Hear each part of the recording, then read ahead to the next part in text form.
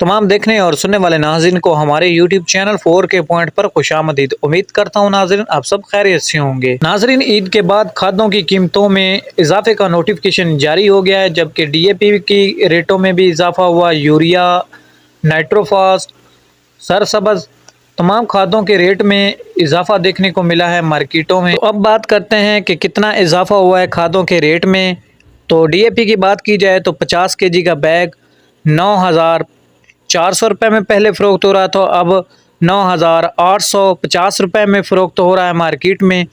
तो सोना यूरिया की बात की जाए तो वो 3,300 रुपये में, एंग्रो यूरिया की बात की जाए तो वो 3,200 रुपये में, तो सरसब्ज़ की बात की जाए तो वो 5,500 रुपये को फ़रोख्त हो रहा है मार्केट में। खादों के रेट में हुकूमत की जानब से सब्सिडी दी गई थी, लेकिन खादों के रेट में फिर से इजाफा होना स्टार्ट हो गया है। जी तो नाज़रीन, ये थी खादों के रेट के हवाले से आज की ताज़ा तरीन अपडेट। उम्मीद करता हूँ आप सबको वीडियो पसंद आएगी। वीडियो अच्छी लगे तो चैनल को सब्सक्राइब कर दें, लाइक कर दें और कमेंट सेक्शन में अपनी राय का इजहार ज़रूर करें, ताकि आप लोगों को ऐसी इन्फॉर्मेशन बर वक्त मिलती रहे। तो नाज़रीन, मिलते हैं अगली वीडियो में, तब तक के लिए अल्लाह हाफिज़।